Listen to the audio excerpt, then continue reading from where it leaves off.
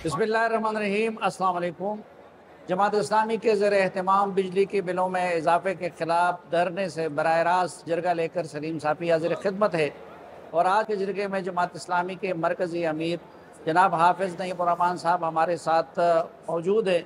लेकिन उनके साथ गुफ्तगू के आगाज़ से कबल मैं जिस इशू पे वो धरना दे रहे हैं उससे मुतालिक चंद हक़ाइक़ आपके सामने रखना चाहता हूँ। ये आज मैं नमूने के तौर पर इस रिकॉर्डिंग के लिए आते हुए एक बिल अपने साथ बिजली का उठा के ले आया। मेरा बिल 4,000 रुपये है, लेकिन टेलीविज़न का फ़ीस, इसी तरह जनरल टैक्स है, इनकम टैक्स है, फाजिल टैक्स है, फर्दर टैक्स है। अब फर्दर टैक्स से पता नहीं क्या मुराद है।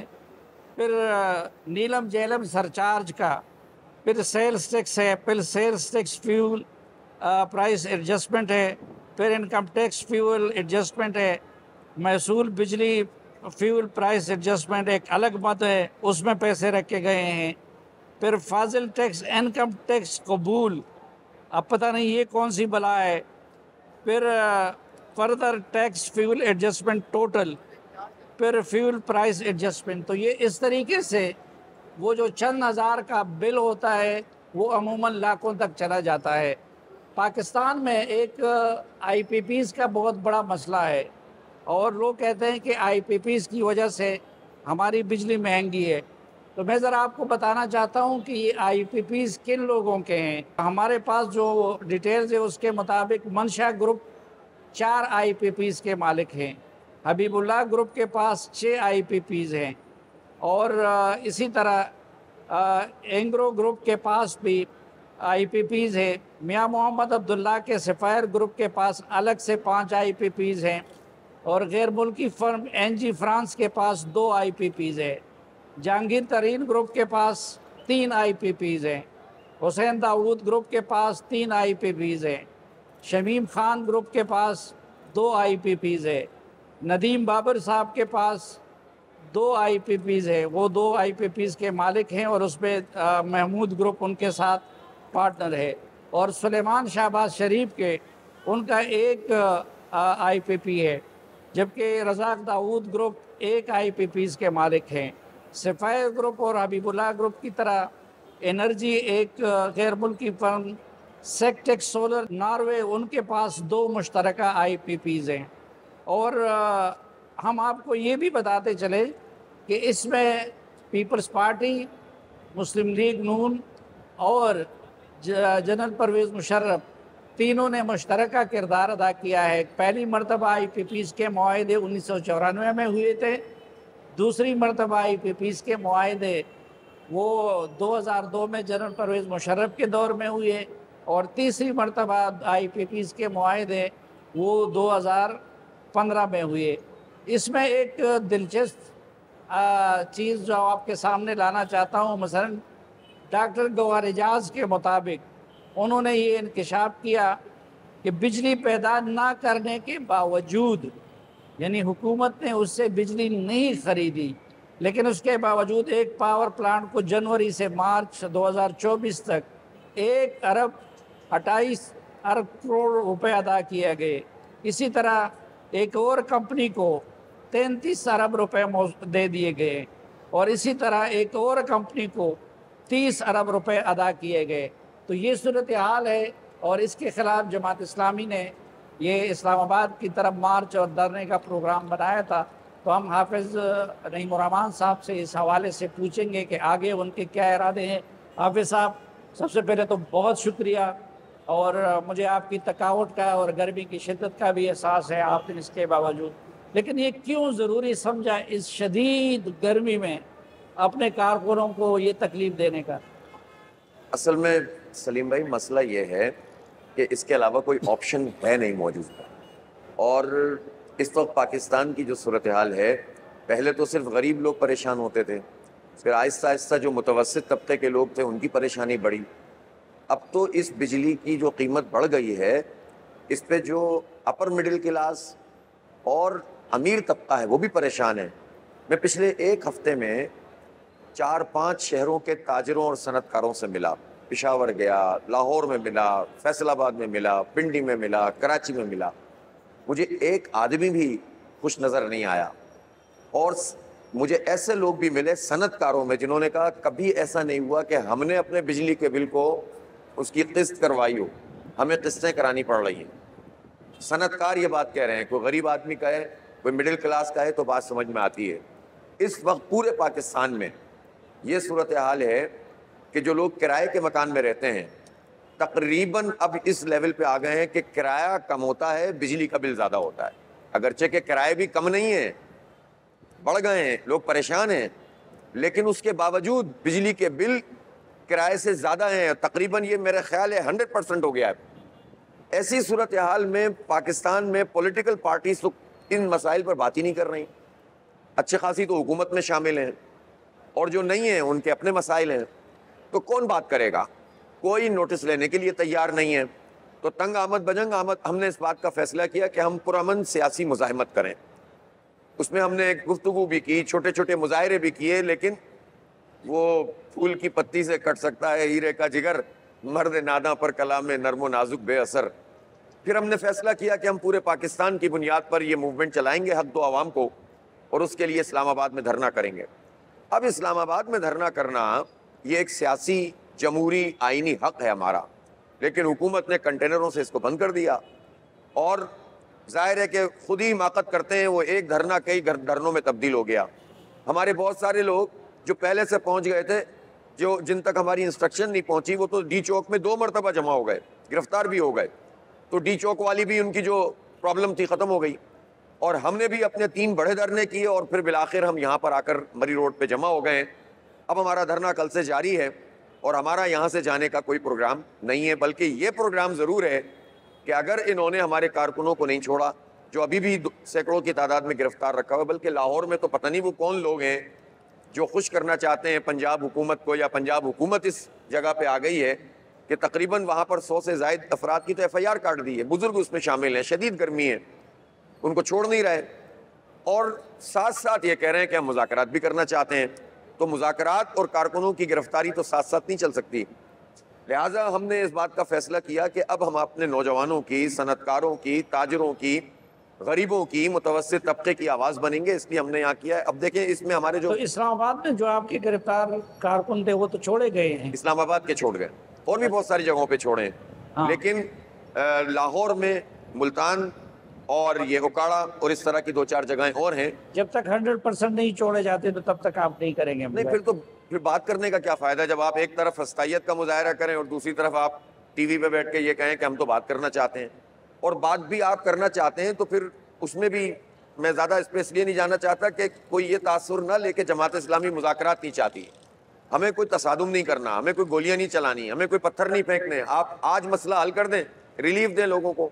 देखिए तनख्वाहदार आदमी का क्या कसूर है, उसकी स्लेब इस कदर ख़राब कर दी इन्होंने कि बहुत सारे लोगों के बेचारे प्रोफेशनल लोग हैं, चार्टर्ड अकाउंटेंट हैं, मीडिया से ताल्लुक़ रखने वाले लोग हैं, वो IT और से रिलेटेड हैं, इंजीनियर्स हैं, डॉक्टर्स हैं।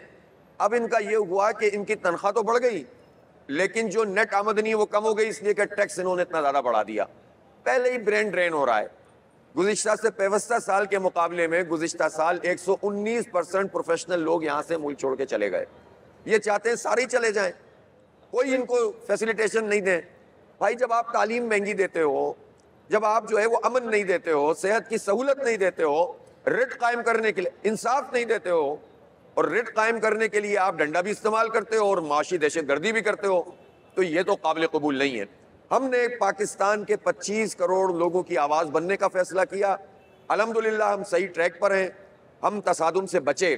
कल हम डी चौक पे आराम से पहुंच सकते थे, लेकिन उसके नतीजे में होता क्या, लड़ाई होती, झगड़ा होता, पुलिस वाले पिटते, हमारे कारकुन पिटते, और फिर ये लोग हमें मुंतशिर कर देते, मामला ख़त्म होता, पार्टी बहुत ऊपर चली जाती।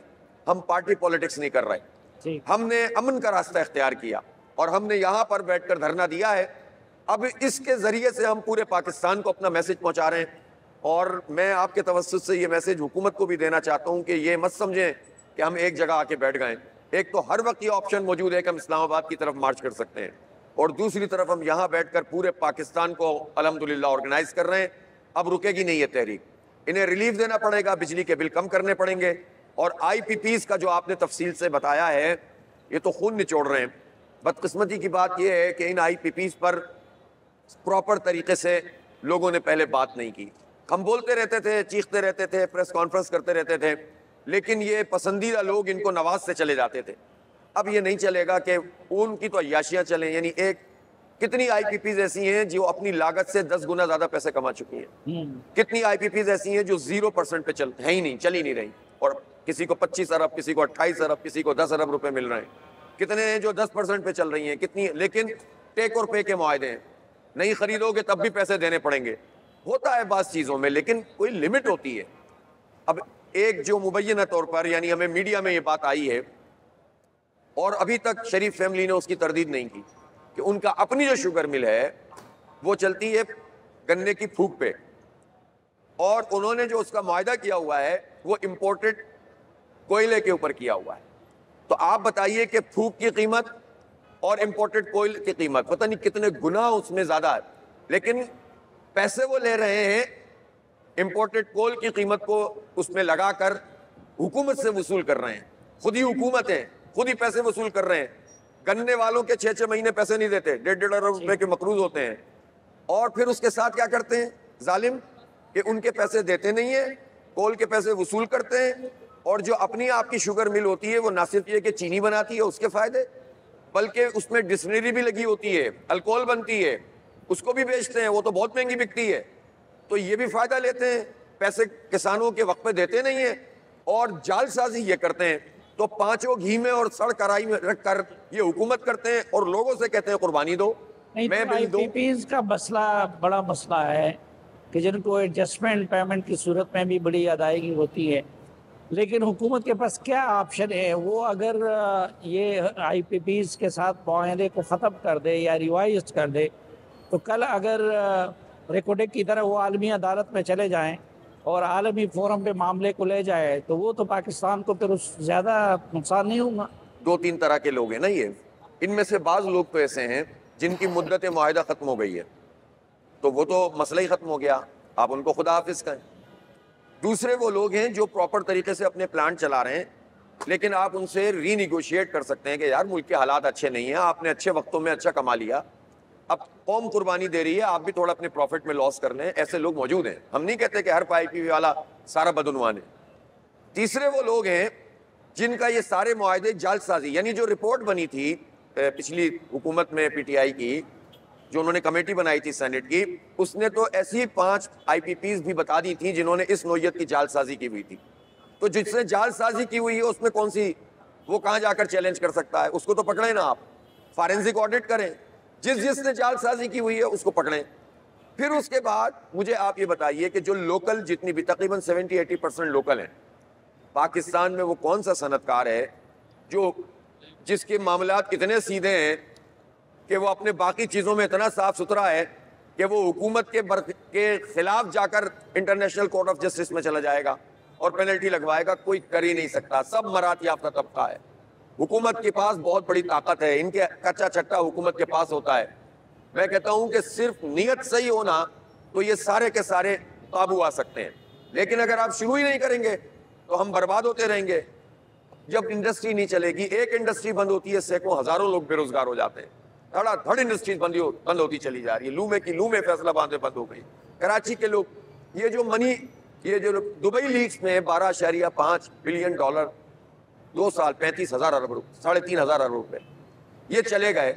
आप मुझे बताइए कि इसमें से बहुत सारे ऐसे लोग हैं कि जिनको पता चला कि अब यहाँ सनत चल नहीं सकती, हम अपना पैसा ले जाके वहाँ प्रॉपर्टी में लगा दें। बहुत से ऐसे लोग हैं, कुछ हुकूमत के लोग हैं, कुछ ब्यूरोक्रेसी के हैं, 12 लोग 17,000 में से फौज के भी हैं। पकड़ो इनको, इनका मनी ट्रेल लो, पता चल जाएगा। सारा पैसा कौम से निकालना है, मिडिल क्लास गरीब से निकालना है। हम इसलिए धरना दे रहे हैं कि कोई तो आवाज बने, वरना ये कहते हैं कि हमारी किस्मत है। इन्होंने बाज लोगों को हायर किया हुआ एक तरह से, जो इस पर वकालत करते रहते हैं कि हमारी मजबूरी है, IMF के बगैर हम चल नहीं सकते, उनके प्रोग्राम में आएंगे तो बिजली की कीमत बढ़ानी पड़ेगी, इनके प्रोग्राम में आएंगे तो टैक्स लगाने पड़ेंगे। जागीरदारों से टैक्स नहीं लेंगे। 5 अरब रुपए जागीरदारों ने दिए, 370 अरब रुपए के करीब तनख्वाहदारों ने दिए, जिसमें प्राइवेट और गवर्नमेंट सेक्टर के लोग मौजूद हैं। तनख्वाहदार से आप वहां से भी पकड़ते हैं, फिर इनडायरेक्ट टैक्स भी लेते हैं, जागीरदार 300 रुपए आबियाना कभी देगा कभी नहीं देगा, 1000 एकड़ उसकी जमीन है, 500 एकड़ जमीन है, अय्याशी करेगा। और वही जागीरदार इन हुकूमतों में शामिल होते हैं, वही जागीरदार इस्टेब्लिशमेंट के भी जूनियर पार्टनर होते हैं। तो ये जो हकायक आपने बयान किए, तो सिर्फ आईपीपीज को और सिर्फ बिजली के बिल को टारगेट करने की बजाय आपने पूरी महंगाई को क्यों टारगेट नहीं किया? जाहिर है इन सब चीजों का इम्पैक्ट है ना। यानी मेन जब आप 2800 अरब रुपए यानी डिफेंस के बजट पर लोग एतराज करते हैं, और हम भी ये कहते हैं कि डिफेंस बजट जिसका ताल्लुक पाकिस्तान की दिफा से है उस पर तो हमें कोई कंप्रोमाइज नहीं करना चाहिए, हम कुर्बानी पहले भी देते हैं, अब भी देंगे। लेकिन जिसका ताल्लुक मराहत से वो भी कम होना चाहिए। लेकिन वो जितना भी है उससे ज्यादा आईपीपीज के पैसे हैं, उसको कोई नहीं पूछता। तो भाई जब आईपीपीज के आप 2 ट्रिलियन रुपीज से ज्यादा बचाएंगे तो इसका इम्पैक्ट ये आएगा ना कि आप बिजली सस्ती करेंगे, इसकी फैक्ट्री की इंडस्ट्री की बिजली सस्ती होगी, कमर्शियल बिजली सस्ती होगी, आम लोगों को रिलीफ मिलेगा, तो मईशत का पहिया चलेगा। लेकिन जब आप ये काम नहीं करोगे तो कैसे चलेगा? तो महंगाई बराह रास्त directly proportional to the IPPs issue और बिजली इशू है ना। इसलिए हम ये समझते हैं कि ये मसला प्राइम नौयत का है। हमारे बुनियादी मुतालबात हैं, बिजली की कीमत कम करो, हमारा मुतालबा है तनख्वाहदारों का ये जो स्लैब बनाया उसको खत्म करो, आईपीपीज के फॉरेंसिक ऑडिट करो, फिक्स करो, और जो मैंने कैटेगरी बताई है उसके मुताबिक अमल करो। और हमारा मुतालबा ये है कि पेट्रोल की लेवी कम करो, ये बहुत बर्बाद करके रख देगी सब चीजों को। हमारा आप आरएलएनजी पे चले जाइए। तहरीक या मुतालबा सिर्फ आईपीपीज और बिजली के बिल तक महदूद नहीं है। देखिए हमारी ओवरऑल एक तहरीक जो हमने हक दो अवाम को तहरीक शुरू की है ना, वो तो हमारा एक कौमी एजेंडा बनाया हम, जिसमें आइन की बालादस्ती है, जिसमें इलेक्शन रिफॉर्म्स हैं, जिसमें तालीम का हक है, 2 करोड़ 62 लाख बच्चे आउट ऑफ स्कूल हैं इस वक्त, जिसमें तबकाती निज़ाम तालीम का खात्मा है, जिसमें सेहत की सहूलतें हैं, और पूरा एक मईशत है, एनर्जी क्राइसिस है, आगे का लाए अमल है, सब कुछ है। लेकिन सरेदस्त इस वक्त जो मसला आ गया है ना, वो ये बिजली के बिलों का और आईपीपीज का और तनख्वाहदारों का है। इन 3 पॉइंट्स को हमने सर फहरिस्त रखा है, और हम ये समझते हैं कि अगर इनमें से रिलीफ मिलता है तो इसका इम्पैक्ट मजमूई तौर पर बनेगा। और जाहिर है इसमें वो शामिल है जो आटे, चीनी, दाल के ऊपर इन्होंने 18% टैक्स लगा दिया है। जाहिर है फौरन महंगाई बढ़ती है, जो एंड यूजर होता है, जो होता है रिटेलर, वो तो पैसे बढ़ाएगा ना, उससे पहले फैक्ट्री वाला बढ़ाएगा, उससे पहले जो है वो फ्लोर मिल वाला बढ़ाएगा, तो इन महंगाई का इम्पैक्ट उससे भी आ जाता है। नाज़रीन, एक मुख्तसर सी ब्रेक लेते हैं और वापस आएंगे तो हाफिज नईम रहमान साहब के साथ जरगे को कंटिन्यू करेंगे। हमारे साथ रहिए।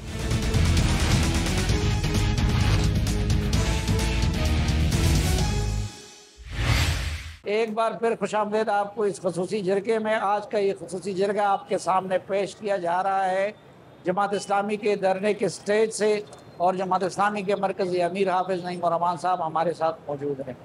अच्छा, एक तासुर ये है कि ये असल में टेक्सटाइल इंडस्ट्रीज़ का और आईपीपीज़ की लड़ाई है, जिसमें कुछ लोग ये भी इल्ज़ाम लगाते हैं कि आप उसमें इस्तेमाल हो रहे हैं या आपके पीछे जो है वो टेक्सटाइल इंडस्ट्री है। सलीम भाई, आप इस बात को जानते होंगे कि मेरे पास तो रिकॉर्ड मौजूद है, मैं प्रेस कॉन्फ्रेंस किया करता था कराची में बैठकर। तो जब ये केयर टेकर गवर्नमेंट में भी नहीं आए थे, अली गौहर एजाज साहब उससे पहले भी थे, और जाहिर है कि जब इंडस्ट्री के लोग होते हैं तो उनके जाहिर है मुख्तलिफ हुकूमतों से ताल्लुकात भी होते हैं और उनको मेंटेन करने पड़ते हैं, उनकी मजबूरियाँ भी होती हैं। उस वक्त कोई आईपीपी की बात नहीं करता था। मैंने बताया था आज से 1-1.5 साल पहले कि एक आईपीपी को 28 अरब रुपए मिले 1 साल में, और उसने 1 मेगावाट भी बिजली नहीं बनाई। हम बोलते रहते थे, कोई सुनता नहीं था। अब जाहिर है जब उन्होंने बोला है तो जाहिर है वो इंडस्ट्रियलिस्ट हैं, उसके नतीजे में बात आगे बढ़ी है। लेकिन जब तक पॉलिटिकल जिद्दोजहद इस पर नहीं होगी और कौम पीछे आकर खड़ी नहीं होगी, और वो पॉलिटिकल पार्टी कर सकती है, कोई और नहीं कर सकता, तो हम अपना फरीजा समझते हैं, हम इसको दीन का काम समझते हैं कि यार ये इतने बड़े जुल्म के खिलाफ हम नहीं आवाज उठाएंगे तो कौम मायूस हो रही है। देखें, इस वक्त का सबसे बड़ा क्राइसिस ये है कि हमारा नौजवान मायूस है। मोर देन 80 सर्वेज आ रहे हैं, मोर देन 80% नौजवान कहते हैं मैं मुल्क से बाहर जाना चाहता हूँ। क्यों? इन्हीं हरकतों की वजह से। इनको कौन उम्मीद दिलाएगा? इनकी कौन आवाज बनेगा? हमारे यहाँ 25 करोड़ की आबादी में 40 साल तक की उम्र के 80% लोग हैं, 30 साल तक की उम्र के मोर देन 60% लोग हैं। ये नौजवानों का मुल्क है। अब इनको हम मायूस होने दें, मनशियात का आदी बना दें, सारे तो मुल्क से बाहर नहीं जा सकते। इसलिए हम इनकी आवाज बन रहे हैं कि ये पाकिस्तान के लिए जरूरी है। तो ये है हमारे पेश नजर। मुझे क्या चाहिए? आप मुझे जानते हैं, मेरी पार्टी को जानते हैं, मेरे साबिक जिम्मेदारान को जानते हैं। इनको चाराने भी नहीं चाहिए भाई। अल्लाह का शुक्र है कि हम तो अपने लिए नहीं मांग रहे, अपनी कौम के बच्चों के मुस्तकबिल के लिए मांग रहे हैं। अच्छा, एक सवाल, चूँकि इस्लामाबाद वफाकी दारुल हुकूमत है, वहाँ पे सफारत खाने हैं, उसकी अपनी हसासियत है, तो आप लोग एहतजाज तो ज़ाहिरी बात है इधर भी रिकॉर्ड कर सकते हैं, अपनी बात हुकूमत तक इधर भी पहुँचाते हैं। ये इस्लामाबाद जाने और डी चौक जाने पे आप लोग इसरार क्यों करते हैं? इसलिए करते हैं कि ये सुनते नहीं हैं, और जब हम वहाँ जाने की बात करते हैं तो फिर ये परेशान होना शुरू करते हैं। जब हम करीब पहुँचते हैं तो ये और परेशान होते हैं, और फिर हम कुछ और आगे बढ़ते हैं तो ये बातचीत करते हैं, वरना ये गुफ्तगू भी नहीं करते। इतने मतलब बेहिस किस्म के लोग हैं कि जिनको सिर्फ ये लगी हुई है कि अपना इक़्तिदार कैसे बचाया जाए। फॉर्म 47 की पैदावार, अपने इक़्तिदार बचाने में लगे हुए हैं, और हर चीज़ अच्छी। ये जो एक जाली किस्म के इशारिये हैं, बिलावल जरदारी, अब क्या नाम है, शहबाज बिलावल हुकूमत के, ये भी ठीक हो गया, ये भी ठीक हो गया, ये भी ठीक हो गया, इससे वो सबको मुतमईन रखते हैं। उनको भी करते हैं जिनकी वजह से यहाँ आए हैं, और उन्हीं को बताते रहते हैं हर वक्त कि हम पाकिस्तान बहुत तरक्की कर रहा है। तो हम लोगों की आंखें खोल देते हैं इस एक्टिविटी के नतीजे में। हमें कोई शौक नहीं है भाई गर्मी के मौसम में इतने लोगों को यहाँ बिठाने का, सबको अपने अपने घर प्यारे होते हैं, लेकिन अब ये कौम की बका का मसला है, सच्ची बात ये। इसलिए हम यहाँ पर आए हैं, और हम इस्लामाबाद का सारे ऑप्शंस मौजूद हैं। ये सारा इन्हिसार हुकूमत के ऊपर है, और ये हमारा आईनी जमहूरी हक़ है। हम पाकिस्तान की कौम कोई गुलाम कौम नहीं है कि यहाँ नहीं जा सकते, वहाँ नहीं जा सकते, यहाँ नहीं जा सकते। क्यों नहीं जा सकते भाई? जहाँ हमारा आइन हमें इजाज़त देता है हम वहाँ जाएंगे। आप ज़बरदस्ती कदम नहीं लगा सकते। हमारा फैसला होगा, हम करेंगे इंशाल्लाह। तसादुम हम नहीं चाहते। हमारी कामयाबी ये है कि हमने पुरअमन रास्ता इख्तियार किया है। नहीं, लेकिन ये खिलाफ कानून काम नहीं होगा जब आप लोग डी चौक तक जाएंगे। देखिए, कानून, ये जो 144 का इतलाक है ना, ये तो ऐसा टूल है जो पाकिस्तान में फौजी डिक्टेटर भी इस्तेमाल करते हैं, और उसके बाद जो है तमाम सिविल और ब्यूरोक्रेसी जो है वो सब इस्तेमाल करते हैं। ये तो खुद एक गैर कानूनी अमल है कि आवाम को उनका जमहूरी हक इख्तियार करने से आप एक कानून की आड़ लें। ये कानून की आड़ है, इसको चैलेंज होना चाहिए। लेकिन बदकिस्मती से यहाँ आज़ादियाँ मैसर ही नहीं हैं। वो सारे कवानीन जो लोगों को आज़ाद बल्कि बनाने के बजाय गुलाम बनाते हैं, उसको इम्प्लीमेंट करते हैं। तो हम उस पर भी इंशाल्लाह काम करेंगे। लेकिन फैजाबाद धरना केस में भी ये सजेस्ट किया गया था कि जलसों के लिए एक जगह मुख्तस की जाए, और सड़कों की बंदिश का किसी को इजाज़त नहीं होनी चाहिए। देखिए, उन्होंने जो भी किया, लेकिन ये बात भी हमारी कोर्ट अच्छी तरह समझती है कि हमारी हुकूमत की परफॉर्मेंस क्या है। 2-3 नोयत के मसले ऐसे थे जिसमें सुप्रीम कोर्ट को एक्शन लेना चाहिए था, और हम तवक्को भी रखते हैं कि इसके बाद और कौन सी अदालत है। मसलन ये जो फॉर्म 45-47 का मसला था, ये इसमें सुप्रीम जुडिशल काउंसिल बननी चाहिए, और उसके बाद जो है वो सारे फॉर्म 45 जो वाहिद लीगल डॉक्यूमेंट है उस पर फैसले होने चाहिए। अभी तो बहुत सारे लोग री इलेक्शन की भी बात कर रहे हैं, और मैं हैरान हूँ कि वो किसके एजेंडे पर ये काम कर रहे हैं। जिसके पास फॉर्म 45 मौजूद हो वो ही अपनी पार्टी के खिलाफ ये कहे कि री इलेक्शन होना चाहिए, इसका मतलब है वो किसी एजेंडे पर है। ये तो खैर एक जुमला मुतरज़ा हो गया। ये आपने बात कहाँ से निकाली है कि जो री इलेक्शन का मुतालबा करता है तो वो किसी के एजेंडे पे है? इसलिए निकाली है कि भाई हमने भी इलेक्शन लड़ा और पार्टियों ने भी इलेक्शन लड़ा। हमें ये बात मालूम है कि जहाँ जहाँ जैसे कराची में फॉर्म 45 की बुनियाद पर हम बहुत सारी जगहों पे जीत गए, वो फॉर्म मौजूद है। पीटीआई वाले बहुत सारी जगहों पे जीत गए, वो फॉर्म मौजूद है, और उनके पास नहीं था तो हमने दे दिया। ठीक है, अब जब फॉर्म 45 जिसमें पोलिंग एजेंट के भी दस्तखत हैं, जिसमें प्रिजाइडिंग अफसर के भी दस्तखत हैं, ये लेजिटिमेट लीगल डॉक्यूमेंट जिसके पास मौजूद हो, और वो कहे कि ये इंतखाब तो खत्म करो, अगला इंतखाब लड़ो, इसका मतलब है वो पार्टी के अंदर रहकर डील करना चाहता है किसी से।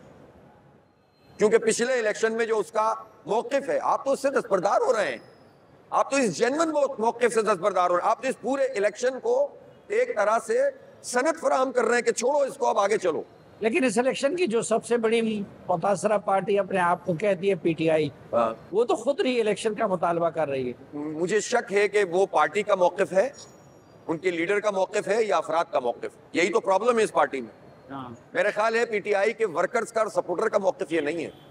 उनको मालूम है कि फॉर्म 45 पे अगर फैसला आएगा तो हुकूमत बनेगी, जाहिर है पीटीआई। लेकिन अगर वो इस इतनी बड़ी हैसियत होने के बावजूद कोर्ट में जाने के बजाय, जुडिशल काउंसिल बनवाने के बजाय री इलेक्शन की बात करें, तो ये किसका एजेंडा है? इसी तरह से बाज लोग तो ऐसे हैं जो हार गए और वो कहते हैं हमें क्यों नहीं जिताया। उनका प्रॉब्लम ये नहीं है कि धांधली हुई है, उनका प्रॉब्लम यह है कि धांधली के जरिए हमें क्यों नहीं जिताया। और फिर उन्होंने माशाल्लाह रिजर्व सीटें सारी अपने पास रखी हुई हैं इसी धांधलीज़दा इलेक्शन की। लेकिन वो मुतनाज़ सीटें अगर पीटीआई को मिल भी जाएं तो उसके बाद तो भी वो तनहा हुकूमत नहीं बना सकेगी। इस वक्त तो नहीं बना सकती, लेकिन अगर फॉर्म 45 के मुताबिक फैसले होने लगे तो फिर तो बना लेगी ना। तो ये तनहा बना सकेगी, बिल्कुल बना सकती, फिर तो उनकी बन जाएगी। और लेकिन ये वो बात है जिसकी वजह से मैं ये कह रहा हूँ कि पाकिस्तानी कौम को ये शक है कि ये जो नई बात शुरू हो गई है री इलेक्शन की, ये पाकिस्तान के अवाम के मफाद में नहीं है। ये हो सकता है चंद लोगों के मफाद में हो जो रीअरेंजमेंट चाहते हों किसी के साथ।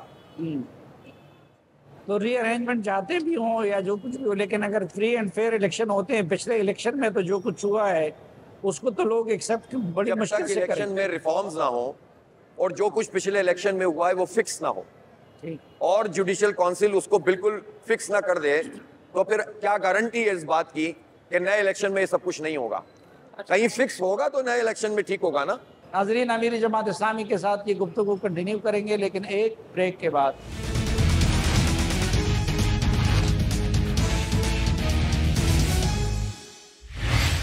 एक बार फिर खुशामदीद आपको जिरगे में। आज के जिरगे में हमारे साथ है अमीर जमात इस्लामी पाकिस्तान जनाब हाफिज़ नईम रहमान साहब। आपने कराची के अमीर की हैसियत से ज़्यादातर एहतजाजी सियासत की और जमात इस्लामी का अमीर बनते ही आपने ये धरने का ऐलान कर दिया, तो हम ये समझे कि आप कोई कराची के मूड को जारी रखेंगे और एहतजाजी सियासत पे फोकस रखेंगे।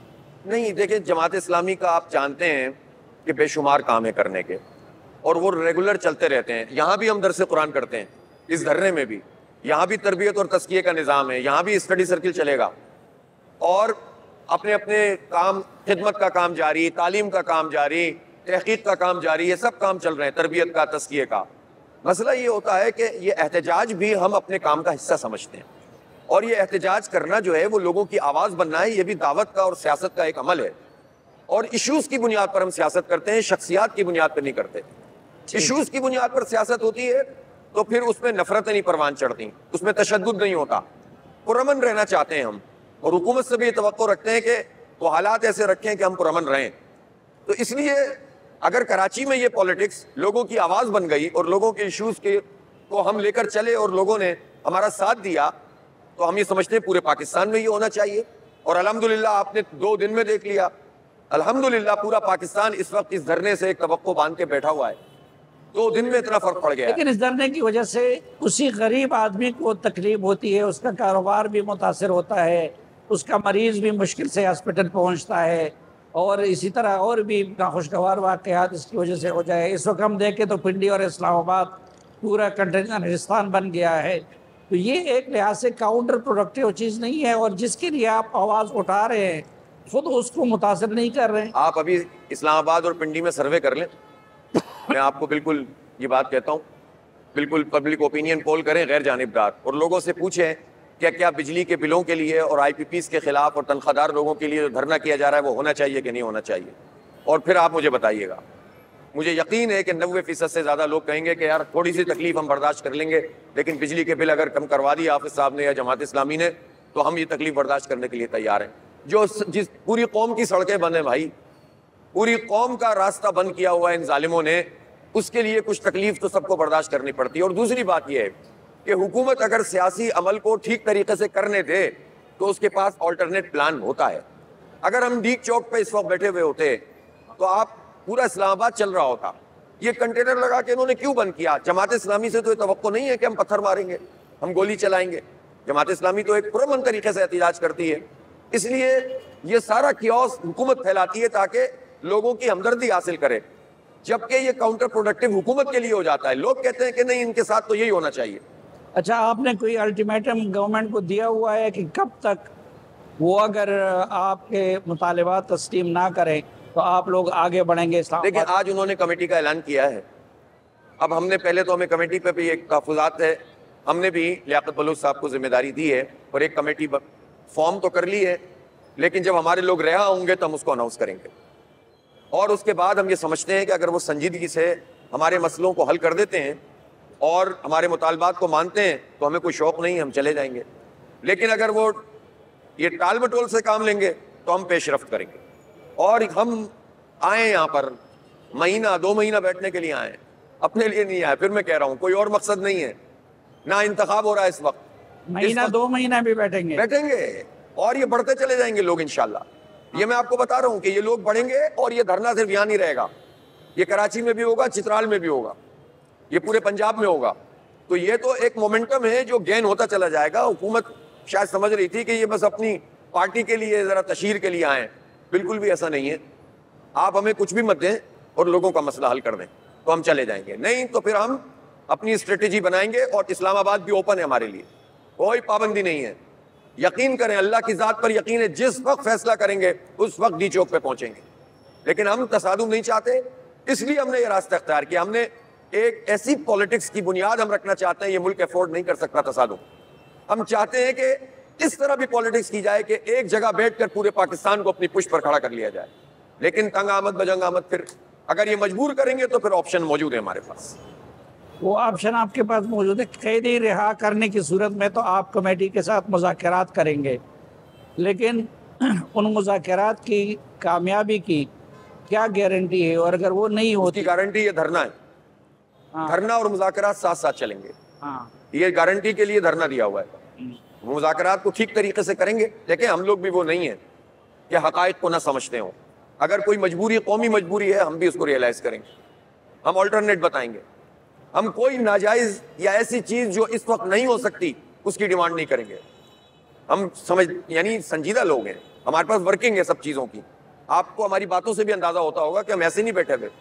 तो इसलिए हम फैसिलिटेट करेंगे गवर्नमेंट को कि ठीक है, अगर ये काम नहीं कर रहे हो तो ये करो, लेकिन करो। जागीरदारों पर टैक्स लगाओ, हजारों एकड़ वाले और सैकड़ों एकड़ वाले पे। छोटे किसान को मत टैक्स दो, उनके तो पैसे दो, बल्कि गंदुम के सब्सिडी भी नहीं दी, कर्जा भी नहीं दिया, पैसे भी नहीं दिए, झूठ बोला उनसे। तो कहने का मकसद ये है कि हम कोई ऐसी लड़ाई नहीं लड़ रहे जिसमें सिर्फ रेटरिक्स हो, जिसमें सिर्फ भड़के हों, जिसमें ऐसी बातें हों कि जो काबिल अमल ना हो। काबिल अमल चीजों पे मुज़ाकरात करेंगे।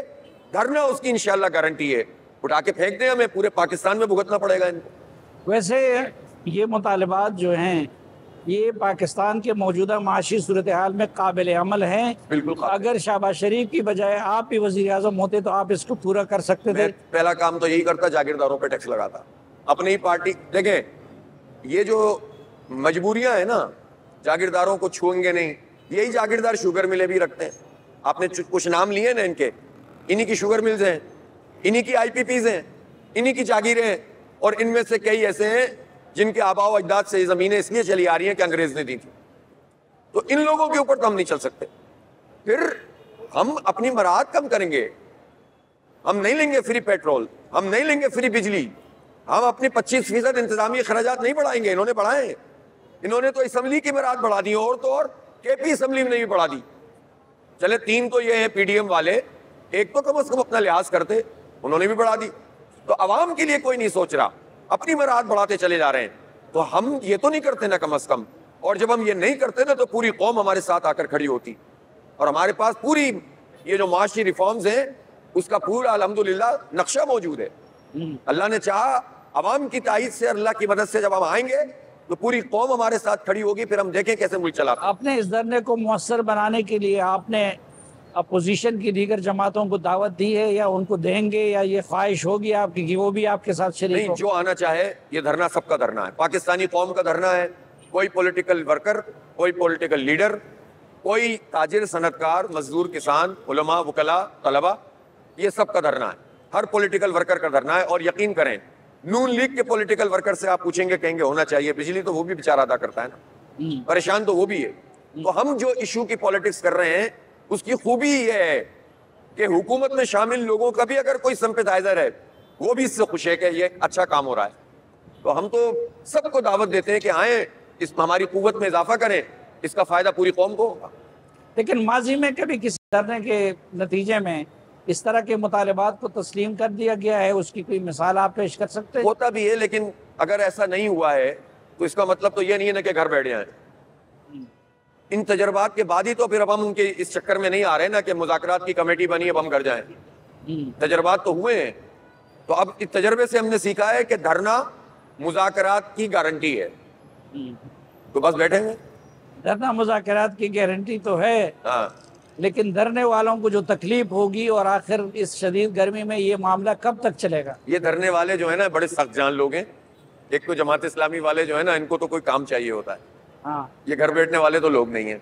और इसमें अब जो इतनी बड़ी तादाद में नौजवान मौजूद है ना, इस वक्त जमात इस्लामी की सबसे बड़ी जो ताकत है वो हर गुजरते दिन इसके साथ नौजवानों की वाबस्तगी है, और सबसे ज्यादा मुतवज्जे नौजवान हो रहे हैं भी ज्यादा। हम देखें ना, नौजवान इसलिए समझते हैं कि हम सिर्फ सियासतबाजी नहीं कर रहे, हम बनो काबिल प्रोग्राम के तहत हजारों लाखों नौजवानों को पढ़ा रहे हैं, फ्री IT कोर्स करा रहे हैं। 25,000 लड़के लड़कियों को हमने फ्री IT कोर्स करा दिया है। अभी पेशावर में हमने, आपने देखा होगा, पूरा इस्लामिया कॉलेज का ग्राउंड भर गया था। एक एक बच्चे को पढ़ाएंगे इंशाल्लाह। तो ये काम अपनी पार्टी की हैसियत में और अलखिदमत की हैसियत में हम कर सकते हैं, तो लोगों को पता है कि ये झूठ नहीं बोल रहे, ये धोखा नहीं दे रहे।